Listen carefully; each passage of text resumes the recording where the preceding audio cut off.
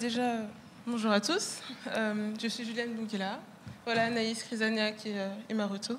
Avec notre doctorant Pietro Pinazzi et sans oublier son directeur de thèse, Fabrice Fouché. D'accord.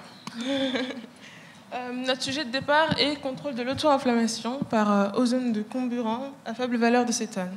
Ce titre introduit à mener le processus de combustion à éviter la formation d'émissions polluantes. On peut d'abord évoquer les différentes sources de pollution atmosphérique. Avec en première place, donc en bleu, les industries avec 52%. Puis viennent en deuxième place les transports avec 27%. Mais en sachant que durant ces dernières années, le nombre de camions, voitures, avions n'a cessé d'augmenter, on est bien parti pour continuer dans cette même lancée, on peut comprendre que d'ici quelques années, le 27% est très provisoire et d'ici quelques années, le transport risque de devenir la première source de pollution atmosphérique. Alors si on se concentre sur la France, juste en France, il y a 38 millions de voitures, ce qui n'est pas négligeable parce que ça représente à peu près la moitié de la population française, voire plus. Donc on peut comprendre qu'il serait très difficile pour diminuer cette pollution de diminuer le nombre de voitures en connaissant son utilité. Alors nous, ce qu'on propose, c'est de voir plus approfondi, notamment dans ce mode de fonctionnement. Car étant de grands consommateurs de combustible, essence ou diesel, ils contribuent au rejet de CO2 dans l'atmosphère et avec d'autres éléments causent l'effet de serre, le réchauffement climatique ou encore la pollution qui est notre problème. Bon. Donc maintenant, on peut redire le but de notre recherche, on peut le développer, on peut l'expliquer, qui est de réduire la production de substances nocives. Alors là, on peut en différentes problématiques, dont la première est de trouver quelle est l'origine de cette substance. Pour répondre à cette question, il faut se placer dans le cœur de la voiture, qui est le moteur, qui a pour fonction de fournir l'énergie nécessaire qui a pour fonction de fournir l'énergie nécessaire pour le fonctionnement de la voiture. Donc, pour fonctionner, le moteur a besoin d'une énergie chimique, qui est le diesel pour les moteurs diesel, et l'essence pour les moteurs essence. Donc, le moteur se fait en 4 temps. Nous, on a un moteur diesel, donc notre moteur se fait en 4 temps, dont la première est l'admission. Donc, c'est l'introduction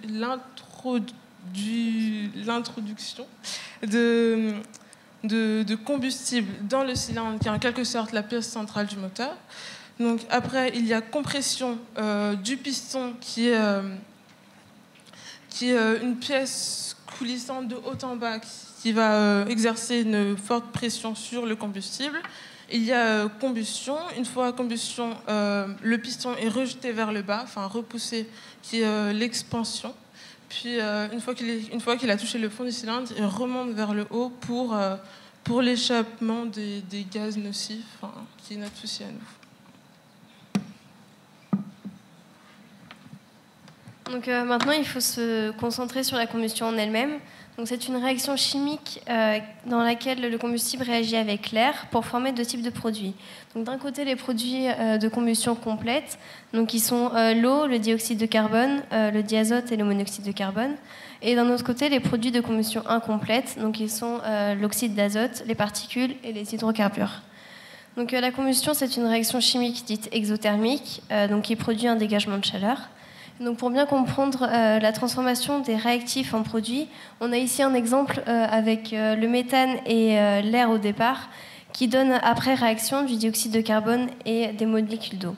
Donc maintenant que l'on sait que l'origine de la pollution est la combustion dans le moteur, on cherche à contrôler celle-ci afin de limiter le rejet de substances polluantes.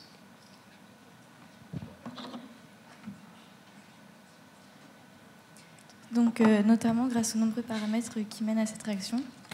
Donc, comme dans les inputs, qui comprend tout ce qui rentre dans le moteur, comme les fuels combustibles, essence ou diesel, les modifications sur l'injection, comme le nombre d'injections, le calage et la durée.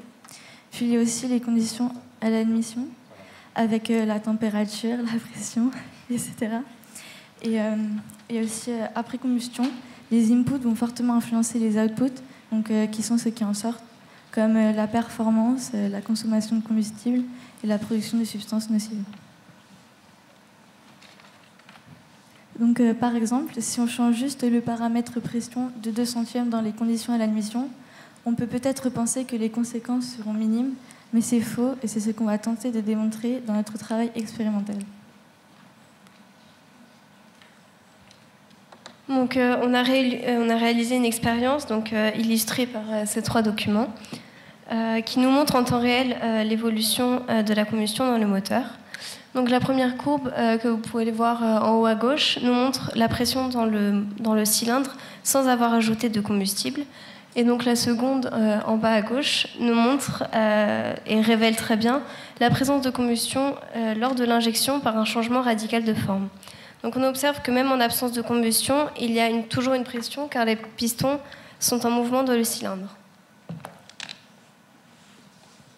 Et donc après avoir observé la combustion, on se fixe un nouvel objectif qui est de démontrer que la pression joue un rôle important dans la combustion. Donc pour cela, on entre différentes pressions dans le cylindre et on observe leurs conséquences au niveau du dégagement de chaleur. Sur le graphique à gauche, on peut voir donc les différentes pressions qu'on a entrées dans le cylindre avec leurs courbes. Et à droite, on voit donc le dégagement de chaleur suite à ces pressions. Et donc on se rend bien compte que plus la pression augmente, plus le dégagement de chaleur est élevé et donc plus la combustion est intense. Donc, la combustion, c'est une réaction chimique indispensable pour fournir l'énergie mécanique nécessaire, mais elle est aussi à l'origine de la pollution.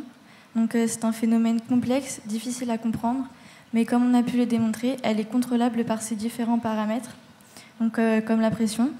Comme on peut la contrôler, notre but, c'est de la contrôler pour approcher la perfection et diminuer au maximum le rejet des substances nocives. Merci de votre attention.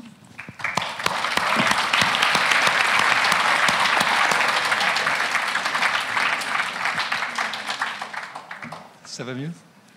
Moins stressé? Bon, moi j'ai une première question qui est grave. Les filles sont là, les garçons sont là, ils vous ont laissé travailler sur les moteurs? Le monde change. Si ça c'est un résultat d'édifice... Justement, on voulait faire passer un petit message que, comme en début, ce matin, on a parlé de l'égalité homme-femme. Et bien justement, on s'est rendu compte qu'en choisissant ce sujet, il n'y a pas que les garçons qui peuvent s'intéresser au moteur et que les filles peuvent très bien réussir à faire quelque chose.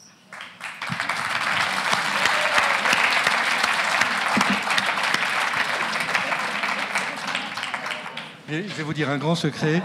Le nom édifice, c'est moi qui l'ai trouvé. Et depuis le début, je milite pour qu'on fasse édifille. Parce que l'enjeu est là, c'est un enjeu auquel on essaye de travailler. Donc l'an prochain, elle joue avec les moteurs. Voilà. Bon, et sinon, donc, là, vous avez joué avec un paramètre de la combustion. Et le but, ensuite, c'est de continuer à jouer avec vous savez, quels autres paramètres vous pouvez essayer de contrôler? La température de l'air à l'admission, en fait. Oui. C'est l'un des autres paramètres qu'on peut contrôler. D'accord. Et c'est le but de la thèse est un peu plus général, je pense. Vraiment, ça c'est une petite introduction car la combustion c'est un phénomène extrêmement complexe, comme on l'a dit pendant la présentation. Donc nous avons convenu à préparer bien qu'est-ce que c'est la compression de la combustion pour après développer une stratégie de combustion qui nous permettra après mesurer les émissions polluantes, de réduire les émissions polluantes. C'est bien. Et tu confirmes, elles comprennent bien? Oui, clairement. C'est génial. Super. Bon, bravo encore et merci. Et donc, à l'an prochain.